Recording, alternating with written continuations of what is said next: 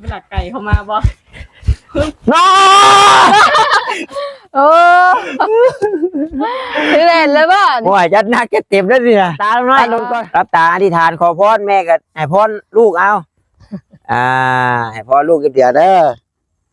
อนบอธิษฐานเอาเลยอธิษฐานได้แล้วบ่ขอหลายซะดิพอลายเราจกไปจะดินหน้ามาเฮ็ดได้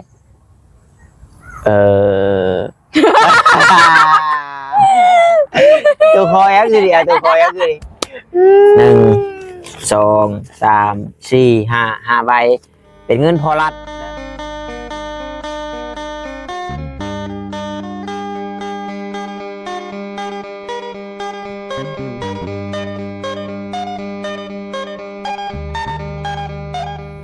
เป็นเชียงอยากแข่งเนาะมันเลยแตกฟ้าของพัดคือสุดทางนี้แม่เป็นอะไรคืออยู่บ่บ่คือเสียดายบ่แม่เสียดายจักปีแล้วนี่จงผมนี่แม่ว่าอยากวาดแต่น้อยพูดลูกวาดไทยบ่มีอ่ะเนาะตั้งแต่อุ้มแต่แบเบาะพุ่นเนาะโอ้โพดเลยช้ำลูกแม่ช้ำลูกแหละโอ้ช้ำพุ่นนะพุ่นโอ้มันสิเป็นนางผมหอมได้เฉยผมยาวใช่เฮ้ยเนาะเอาสวัสดีเอาตาเห็นนางอย่างเนาะแบบจงผมยาวนะกระตุนผมยาวเจ้านี่มันผมยาวนะหอยลงมาแต่หอคอยแม่หมดเอาไปเลี้ยงเจ้าดิเจ้ากับตอนเจ้าละตอนนั้นคือว่ายาวกันเจ้ากันว่าผมแม่ฮะตะกอเพียงไปทำผมน้องนะแสดงว่ามันตั้งมีขออนุญาตนำตั้งมีเสื้อมีแนวผมยาวได้ใช่ไหมแถวกันได้ตอนคนเป็นทหารก็ตกพ้นที่ผมเพิ่นนะพี่น้องเนาะเขากับผมยาวคือกันอันนี้เขาจึงแยกผมเลยเอาพี่น้องเนาะจังใดก็ขอกราบทักทายสบายดีเด้อพี่น้องเด้อเนาะ FC กันเบิดสุขุสุคนบ่ว่าอยู่ทางฝั่งลาวฝั่งไทยหรือทางต่างประเทศนำก็ยินดีต้อนรับเข้าสู่ช่องของบ่าวตาบ้านเฮาคือเก่าพี่น้องเอ้ยดีก็มานั่งโอ้นั่งล้มกันก่อนว่าซั่นเนาะเรื่องนี่แหละใช้ผ้าบุแคนเตรียมมาอยู่บ่ลืมเลยเนาะเจ้าของมันเกิดบ่เตรียมมากอะบ่มีคือกันแล้วเนาะยังบ่เอาบ่เบิ่งบัดไหนอันนั้นลืมเลยติลืมแล้วก็ย่าได้ซะเนาะก็เว้าเอาแต่ปากแหละอยู่ดีแม่งแต่ปากนั่นแหละน้องว่าบ่อื่นผมเสาร์อ่ะลืมดิแม่นบ่ได้ว้าวมันวันเสาร์จะเว้ามื้อนั้นเราก็จื้อวันเสาร์แหละมื้อก่อนนะคือวันเสาร์บ่ร้านนี่ก็ว้าวอยู่ลูกบริก่อนสุกวันเสาร์ได้ยินอยู่ในคลิปบริกะวันที่8วันที่8แล้วบ่แม่นวันที่7พี่น้องเนาะแม่ก็ว่าวันเสาร์ร้านนี่ก็ลูกว่าวันเสาร์เพราะว่ายันว่าบ่าวตายันว่ามีผ้าผูกแขนอยากให้น้องน้อยผูกแขนให้แม่พี่น้องเนาะแล้วก็อยากให้แม่ผูกแขนให้น้องน้อยสินะคือว่าอันนั้นคือว่ามื้อนั้นแหละพี่น้องเนาะวันเกิดของลูกเป็นวันเจ็บของแม่เด้เนาะเสียเลือดเสียเหือเสียยางมื้อนั้นแหละมือทรมานสุดๆมือเสียงเป็นเสียงตายได้มื้อน่ะแต่เกิดมาข่อยก็บ่เคยเป่าเค้กจนมาตอนเจ้ามาได้สิหมู่มาเป่าเค้กให้ขอบใจเขามั้ยขอบใจเขามั้ยลืมไปว่าอยู่โรงงานหมู่ก็ให้เป่าที่แรกบัดผัวทวงน้อยๆเนาะตอนอยู่โรงงานมีหมู่แม่ก็ว่าวันเสาร์ก็เป่าอยู่แต่ว่าน้องน้อยเกิดวันเสาร์เนาะจังว่าเนาะวันเสาร์แล้วเจ้าของเพิ่นก็ชื่อว่าต้องวันเสาร์ได้อ้ายว่าซั่นวันเสาร์บ่แต่ว่าวันเสาร์นั้นเป็นวันที่8วันเสาร์นะโดยเขาผัดเวลาวันนั้นมันแต่วันที่กับเดือนคือปีหน้านี่เด้อคือปีหน้านี่อาจจะยับมาถึงวันประหัสก็ได้ปีหน้านี่พอแต่ละปีมันสิเลื่อนเลยวันมันน่ะมันสิเคลื่อนเด้แต่พวกมันคือเห็นโซเล่กันเรื่องเข้าใช่ป่ะเข้า1ให้สร้างน้ำนี่ก็เบิดแล้วบ่เข้าซื้อมาตอนนั้นเบิดแล้วอยู่หน้าดิอยู่หน้ายังคือยังอันประมาณได้2เดือนนี่นะตรงวันนี้วันเสาร์วันที่7ปีหน้าจึงตรงบ่ปีหน้าตรงบัดนี้แต่ก็เรื่องเข้านี่ก็เบิดแล้วอยู่หน้าก็ยังบ่หลายปานใดยังบ่หลายเลยบ่ได้ถือเงินมาบ่จำถือเงินมาฝากซื้อเฮาก็ได้จริงคือวันเสาร์แต่บ่ชื่อยังปีนี้ยังบ่คุ้มก็ได้แต่ชื่อเป็นนัวก็ยังบ่คุ้มแล้วก็ FC เพิ่นว่าให้เจ้าเอาปุ๋ยมาใช้เจ้ามันจะงามอันโตเข้างัวกัดปีนี้เอา20สอบให้ได้ปีนี้บ่ได้บ่เขา เข้าแต่ละปีได้จักสอบแม่ เดือน1เป็ดนั่น 8นาตรงนี้เพิ่นน่ะ เพราะว่าเห็นหน้าเลยว่าบ่กุมกินหัวเข่ามันบ่ได้หลาย ปุ๋ยบ่เพียงพอ อืม ว่าปุ๋ยก็2,000ปลาย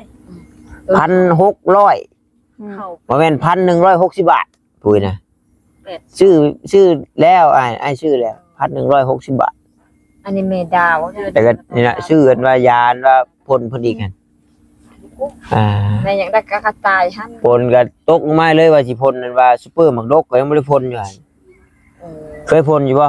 แม่บ่จักแม่ เพิ่นว่ามันบ่แม่นเคมีได้ว่าซั่นแบบมัน เป็นวิตามิน วิตามินเข้าอ่ะ เป็นคนเป็นใส่วิตามินนั่น เป็นเม็ด เป็นมิตรมาผสมใส่น้ำโฟยฝุ่นโฟยไปเนี่ยเฮ็ดได้พี่น้องเนาะแล้วก็ซีดกับจำเฮามีนะบ่มีแล้วก็แล้วไปพี่น้องเนาะเฮ็ดได้ซะก็ส่วนทางน้องน้อยพี่น้องเนาะเพิ่นก็ได้แปรงโสมตัดผมพี่น้องเอ้ยเนาะ มาทางหน้าเบิ่งว่า ลองดูหน่อยยังบ่ได้เบิ่งคักใช่มั้ย ที่ยังบ่มาทางหน้าเบิ่งแก่แล้วลงมาทางหน้าเบิ่งเพียงได้ คือสิตกกลางหลังก็บ่ตกครับตั้งบ่าตัดเองเลยบ่ลอยใช่ป่ะ มันขึ้นไหน ให้เอ้ยน้องเพื่อนเกียน แต่ว่าแบบตัดแบบคือชงท็อปนะอยากว่าคือผู้ชายหรอกจัง ทำมาอยากตัดแบบนั้น เอาบ่ลองบ่ เอ้ยคือจนบอกเพียงพอนี่ ลองบ่ได้อ้ายว่า เห็นเขาตัดอยู่อะไรมันก็ยาว เดี๋ยวส่งสิกินเฮ็ด ตัดเอง ทรงรอ แต่ว่าไปตัดอยู่ห้านเลยเขาตัดแล้วเขาบัดชับให้มันบางๆเลย แม่นเขาสิซับตัวปลายมันเฮ็ดทุ่งลึงอันเพียงกัน บ่กับผมน้องน้อยเพิ่นมัดหนาบัดนี้ ผมนะผมโด ชันซื่อแต่ว่ามันหนาเด้เฮาได้เฮาบ่ได้ซอยเด้นั่นเขาซับเล่มๆซับเล่มๆซับเล่มแล้วมันก็สิเฮียดลงมานะ บ้างเห็นบ่อ่ะ ผม ได้เลยเดียวนะ ได้ลูกก็ได้แนวกันลูกแบบนี้แหละ ผมดกครั้งหนึ่งบ้างครั้งหนึ่งผมลูกก็ได้แนวอยู่ได้ครั้งนี้หนากว่าครั้งนี้นะ เขาคางนี่บางนี่ไงบาง ผม คุณเจ้าฮู้บ่สาเหตุมันนอนหลายนอนข้างใดหลายข้างนั่น ไม่ได้มีแล้วนั่นเห็นว่าอะไร พอดีเพียงอันนี้ บัดตอนตัดเฮ็ดแล้วจะเอาลงมาทางหน้าใช่บ่ แม่เอายังซีมันนั้น แล้วก็หนีบเลยบัดนี้ พอดีน้องน้อยเองโซมใหม่ว่าดี FC บอกให้อันเปลี่ยนสไตล์ละผมสิ มาแม่จักอ่ะ สันกุล สิตัดว่าสิตัดให้นี่บ่ผมเจ้าเดี๋ยวนี้ยังยาวอยู่บ่ ชันละดิเฮ็ดช่องเขาเนี่ย น้องน้อยเปลี่ยนลุคใหม่เฮ็ดช่อง เฮ็ดช่องเขาเฮ็ดย่างพิงไว้เลยเนาะ ย่อเลยได้เบิ่ง ย่อทางหลังนะเจ้ากระแบงผมมันถึง มีบ่กี่ติ้วมีบ่ลูกอ้ายมีช่องเขาลูกอ้ายนะ เอาบ่มัดช่องคอแล้วมันมัด แต่ว่าแก้ก็ปัดเข้าปากเข้าดังปัดก็คือ ไม่ใช่มันยังบ่ได้เลย ยังย่อ เขาไหมเบิ่งไอ้วีเขาให้ งึดอยู่พี่น้องผู้หญิงเนาะโอ้ย ความสวยความงาม ชาแบบผู้ชายนะแบบว่าเคยอาบน้ำมาก็บีแบบ เป็นยันเจ้าเขาเลยคันบ่เฮ็ดตรงเทศตะกี้ข่อยก็ได้อันหัวเกียนแล้วเด้น้องแม่ตะกี้เฮาบ่ได้ผมยาวได้เฮา เดิม เฮ็ดเดี๋ยวนี้ก็สิเป็นจังบัด นี่มาช่วงนึงแบบกำลังวัยรุ่นนะเห็นมีหมู่เป็นทอมร้ายมีแต่ผู้หญิงแล้วก็อยากได้ทรงผมเขาเลยก็ตัดสั่นบอกเขาจนเพียงคอยในใจอยากแหกขางหัวได้ความผิดนะแต่ยันไม่ให้นั่นนี่แหละก็เลยบ่ตัดวันนี้ นี่ จงไปจงมายาวอีกวันนี้ ใช่บัดอันนึง เพิ่นกะเบ เอาอีกข้างนึง นวดนะยาวก็ผมของมาทัวอีกอัน ใช้เบิ่งชายติ้วให้นี่ พูดอยู่ทงข่อยปุ๊บเอาทงข่อยมา มันบ่คือยาวอ่ะ นี่มีอยู่นี่มันมีอันนี้นี่ บ่เอา อย่างจับสิ ยังไงเวลาแก้เนาะ พองว่องไว้เนาะ วันนี้ทำเป็นคนละยาวลายกับผมเขามาทัวอีก รถใหญ่ๆนั่นแหละเป็นมัน เป็นอีกยืน เดี๋ยวเนาะลงคลิปซ่าเด้อพี่น้องเด้อแท้จริงก็มาแต่เช้าเติบได้คลิปที่ว่าวันเกาะวันเกิดน้องน้อยก็แต่ว่าเน็ตบอต้าเบิร์ดเลยนับไหมบ่ได้เติมเป็นรายเดือนนะพี่น้องยังบ่มีงบ เบิ่งผมบ่ซึ้งกัน เบิ่งอ้ายอยากแม่วะน้ำเกมอย่างว่า เก็บนี้ไป ชื่อตัวละครลักแล้วดอกกันผมมัดของแจ็คกี้นะ เอาเกมแต่ละเกมพระเจ้าก็จะมีตัวละครเขาอีกเป็นปอมมาดิย่องน้อยแห่งน้อยครับวันนี้ ใหญ่หนูหินเนาะหนูหิน อย่าว่าเถอย่าว่าตัดแบบทรงทอมบักน้อยแล้วไปบักน้อย ตัดต้องทำงานผมนั่นนี่น่ะงามได้มันเป็นผมสื่อตัดแล้วก็ ก็ขึ้นกับน้ำหัวเนี่ยแล้วก็คนผมนานะคือคนผมบาง คือผมเจ้ากับผมมาเบียด พ่อจิตอันตัดทรงผมปัดเป๋แล้วตัดอีกไปห้างก็เผื่อ เออ ผมปัดเป๋ เปลี่ยนลูกไปแล้วทีนี้จะบอกได้เด้อบ่ต้องบอกล่วงหน้าได้จากเสื้อผ้าเด้อบ่ได้ห้ามไม่ได้พี่น้องตรงนี้ สนับสนุนซื้อมาเมื่อวานนี้ ว่าแล้วก็อันจับดูเนาะมีแนวสิเอาให้เพิ่นอยู่พี่น้องเว้ยเบิ่งอ๋อมีแล้ว วันเกิดบ่ ของวันมันเกิด วันเกิดเขา แบบ จากหน้าตาเต็มแล้วแบบขันแบบ เค้กก่อนจะหาวันกี่ แบบเจ็บแบบขันเจ็บกระดูกกระเดี่ยวนะพี่น้องเอ้ย โอ้มันยังอ่ะ มายังก็อยู่หั่นแหล้ว ช่างเดย์บัด อันตรงให้รุ่นเองเนาะ แล้วรุ่นนั้นเป็นไงทาน้องนิวมาเลยมาเนาะแล้ว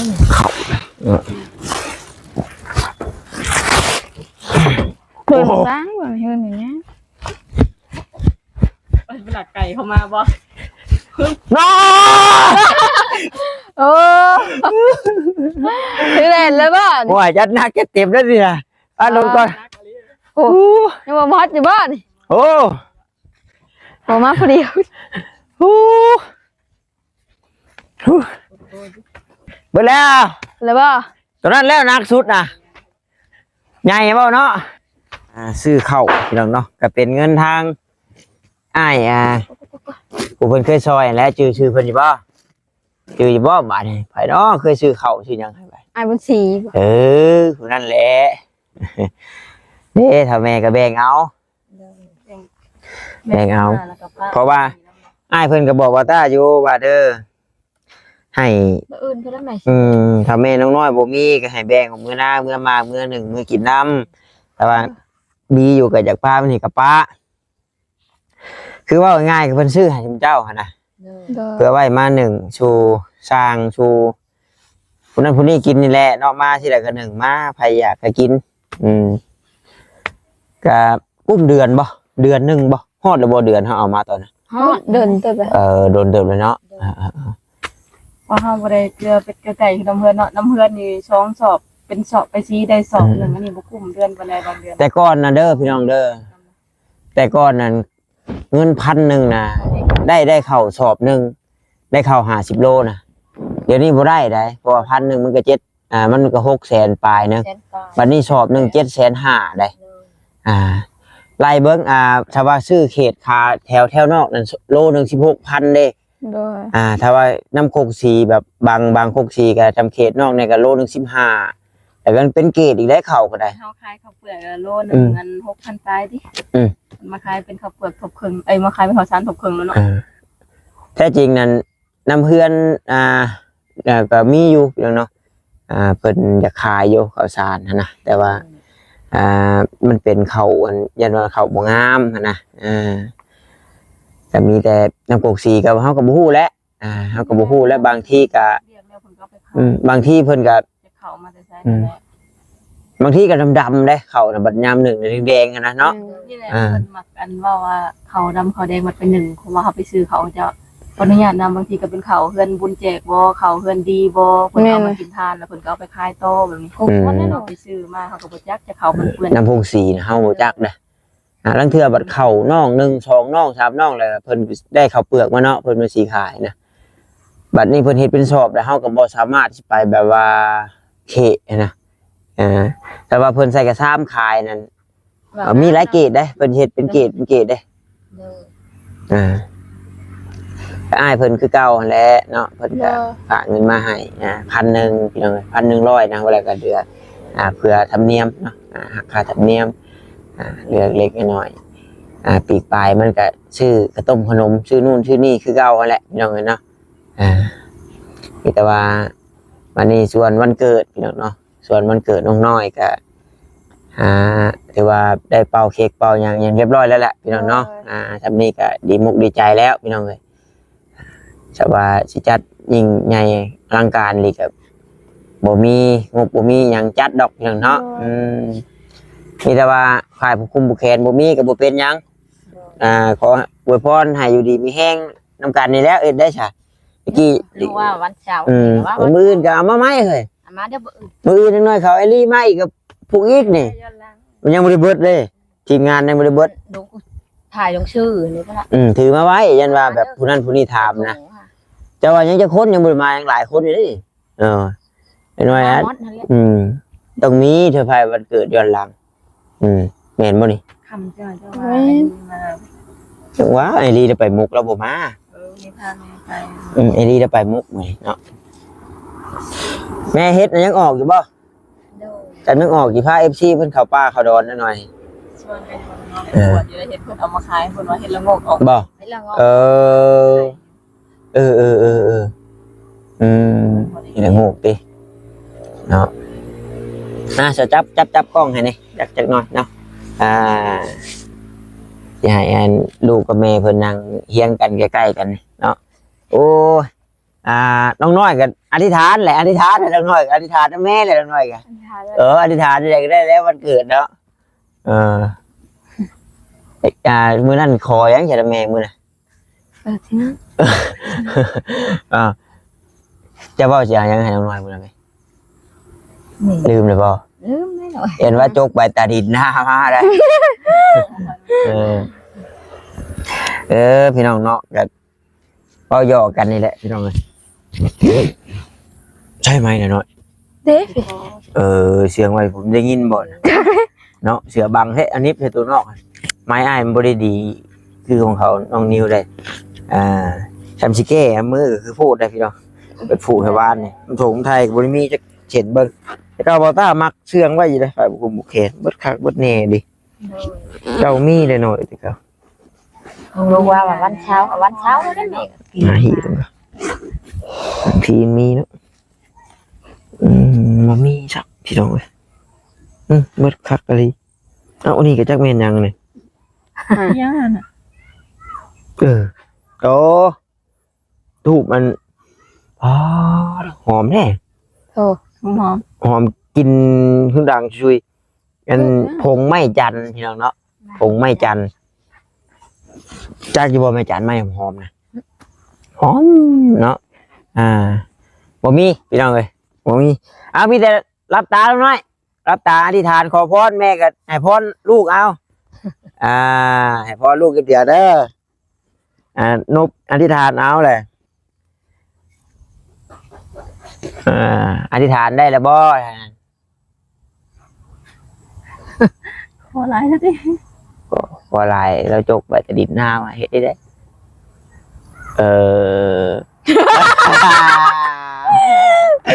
ตัวคอยักษ์คือดิตัวคอยักษ์คือดิ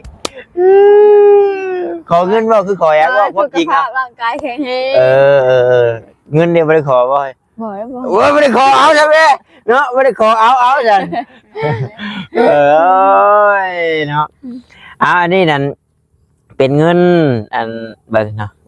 นับไปเบิ่งก่อนจะหน่วยนี้ได้เนาะ1 2 3 4 5ใบเป็นเงินพอรัดเด้อเป็นฝากมาผูกแขนหรือว่าฝากมามันเกิดเจ้าแทนที่จะต้องผูกแขนแม่พร้อมได้เด้อเอาให้เจ้านี่ให้เจ้านี่เจ้าก็ผูกแขนให้เราบัดนี้ โอเค ผูกแขนร้อยหนึ่งบ่ให้มีบาปมีกรรมเด้อไปเด้อไอ้บอกเจ้าบ่ถือไอ้พายผูกแขนมา บ่แล้วของว่าวันเช้าคือเป็นไปสิเนาะ เนาะ เอาเงินออกมา เงินออกมา แม่ก็ว่าวันเช้า เอาวันยังก็ยังต้องไปอื่นแม่สิถือบ่อื่นนี่ โอ้ย แสนหัว แพงจำเงินพุ่นเพียงครับ อันนี้นั่นพอรัดแล้วนั่นฝากเงินมาผูกแขนพี่น้องผูกแขนอย่างในโอกาสวันเกิดน้องน้อยพี่น้องเนาะเป็นจำนวนเงิน500 บาทพี่น้องเลยเนาะแล้วก็ก็ให้น้องน้อยสุขภาพร่างกายแข็งแรงเด้อเพิ่นว่าเด้อเนาะส่วนเค้กส่วนยังอาจจะมีคนซื้อให้แล้วละเพิ่นว่าเพิ่นก็เลยเอาเป็นเงินแทนเนาะของพูดพอรัดพี่น้องเนาะวันนี้ของพูดอ้ายบุญศรีนี่ซื้อข้าวพี่น้องเนาะซื้อข้าวมามอบให้ทางครอบครัวน้องน้อยคือเก่าแหละพี่น้องเนาะพอได้อยู่ได้กินพอได้มาเนาะไว้ได้กินน้ำกันนี่แหละพี่น้องเนาะส่วนของอยู่ของกินก็ยังแต่ไข่เป็นบ่บ่ตาว่าสิซื้อปลากระป๋องมาอยู่มื้อนั้นเนาะแต่ว่ามื้อนี้บ่ได้ซื้อก็ เดี๋ยวขึ้นมามื้อหน้าเดี๋ยวสิซื้อขึ้นมาดอกพี่น้องเนาะเพราะว่าเงินนำบ่ตายังเหลืออยู่พี่น้องเนาะยังเหลืออยู่บ่ตาจดไปอยู่ยังเหลือเท่าใดนะก็ยังพอได้อยู่ดอกสำบากระปอกกระป๋องนะพี่น้องเอ้ยเดี๋ยวซื้อมาให้พอได้กินน้ำกันนี่แหละนะจังว่าตัวนี้รีบจักสิออกเฮ้ยมื้อนี้ไปจับอันเจ้าหญิงน้องน้อยอีกแล้ว แม่ก็ช่องถือเลยนะเป็นเวียน ไปจับซบคือซ้ำหั่นน่ะดมแน่หน่อยเอาไปไหนเพิ่นสำเร็จไว้คือเบื่อสิออกให้มาจับทำแม่อีกเนาะเลยนะลูก นั่งนี่จำฮันแม่มานั่งนี่ก็จำนี้ไปจำไปแล้วกันบ่แฮงเนาะจังใดก็มีแต่ขอบมุกขอบใจทางพ่อรัฐและก็ทางอ้ายบุญศรีเพิ่นนั่นแหละมื้อนี้เด้อเอาเนาะทางน้องๆก็ขอขอบคุณขอบใจทางพ่อรัฐที่พาเงินพาค้ำให้ลูกในเรื่องอันวันเกิดโดยก็ขอให้พ่ออยู่ดีไม่แห้งความเจ็บบ่อยได้ความไข้บ่อยมีปรารถนาสิ่งใดขอให้ได้สิ่งนั้นสมความมุ่งมั่นปรารถนาอย่าเจ็บอย่าจนร่ำรวยเด้อพ่อเด้อสาธุเนาะบัญชีขอขอบคุณขอบใจหลายๆเด้อที่ฝากเงินฝากคำมาซื้อข้าวซื้อน้ำให้น้องน้อยแล้วก็ทางครอบครัวน้องน้อยก็ขอให้พ่ออยู่ดีมีแห้งความเจ็บบ่อยได้ความไข้บ่อยมีปรารถนาสิ่งใดขอให้ได้สิ่งนั้นสมความมุ่งมั่นปรารถนาอย่าเจ็บอย่าจนร่ำรวยเด้อพ่อเด้อสาธุเนาะบ่ตาคือกันพี่น้องเอ้ยเนาะขอบคุณขอบใจหลายๆที่ไว้เนื้อเชื่อใจทางบ่ตาเป็นสะพานบุญให้พี่น้องเอ้ยเนาะก็ขอให้อยู่ดีมีแห้งเด้อเนาะบุญคำนำสู้เพิ่นพี่น้องเอ้ยสุขภาพร่างกายแข็งแรงเนาะครอบครัวก็ขอให้พบเจอแต่สิ่งดีๆทั้งเพิ่นก็ได้พี่น้องเอ้ยสาธุพี่น้องเนาะก็ดีใจน้ำน้องน้อยเพิ่นพี่น้องเนาะก็มีหลายคู่หลายคนหักแพงพี่น้องเอ็นดูเนาะน้องน้อยเป็นคนซื่อๆประสันเป็นคนตลกเฮฮาเฮ็ดให้พอได้ยิ้มได้หัวเนาะก็อยากให้มาหาน้องเพิ่นคู่มือประสันพี่น้องเอ้ยเนาะก็เบิ่งตามสถานการณ์มันแหละบ่ตาเองก็ได้มื้อใดมีเวียกบ่ได้มามื้อใดบ่มีเวียกก็ขึ้นมาพี่น้องเอ้ยบ่เฮือนซานลานแป้นแล้วก็สิว่าจังใดแหละพี่น้องเนาะจักสิมีคนมาหรือบ่มีก็บ่ฮู้แล้วหรือว่ามามันก็สิอยากมายับมาแย่แน่ก็มีได้ถ้าว่าบ่มีเวียกเฮ็ดสืบต่อไปพี่น้องเอ้ย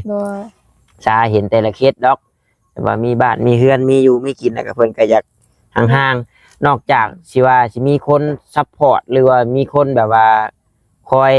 ส่งยืนน้องน้อยนะนั่นน่ะก็สิได้ขึ้นมาเรื่อยๆอยู่พี่น้องเนาะว่าโอ้เฮือนซานลานแป้นแล้วเย็นย่างไปแล้วก็ถือว่าโอ้โหแล้วในท่านก็ว่าหยอกเพิ่นแล้วเดี๋ยวตกแรงจังไปเป็นชาวโรงงานเด้อว่าซั่นกับแม่น้องมินี่เพิ่นเนาะก็เอามีแต่นั้นแหละไปเว้ยเจ้าอยาก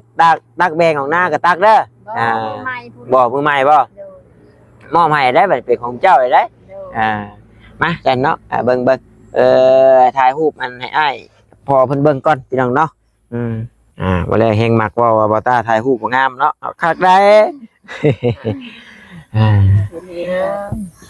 ดีใจอยู่บ่แม่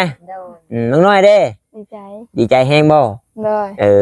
ดีใจแฮงก็ดีใจแฮงได้ซะเนาะเฮ็ดได้ไปบ่หาเฮ็ดไปก็ไปได้ไปเนาะแต่เป็นมันเริ่มบังขี้มีกเลยขี้มีกเริ่มบังแต่เป็นเดี๋ยวเขาสิย่อเข้าไปได้ดอกคือตอนนั้นว่าเป็นมันเด็กมาแล้วหนูบ่เดี๋ยวสิเอาเข้าไปไหว้ดอกเจ้าเข้าไปแต่ว่าพอเราเที่ยวมานอนหลีแต่ว่านอนนี่แล้วก็ตัวแล้วหักพร้อมกันเช้ากันหมูกับเช้าเด้อเดี๋ยวเขาสิโจมเข้าไปไหว้ดอกกับเขาน้อยเพิ่นบรรทัดสิมื้อนี่แหละเอาไปแต่นั้นแล้วสัตว์เนาะสบายดีเนาะโดยสบายดีป้าพี่น้องป้าเดี๋ยวคลิปต่อไปป้าจุเพิ่นเข้าไปหาเลาะเบิ่งเฮ็ดก่อน FC เพิ่นยังว่าเปลี่ยนบรรยากาศหน่อยเด้อบ่ตาเด้อว่าซั่นอยู่ดีมีแห้งบัดสุขุสุคนพี่น้องสบายดีเด้อพี่น้องเด้อบ๊ายบาย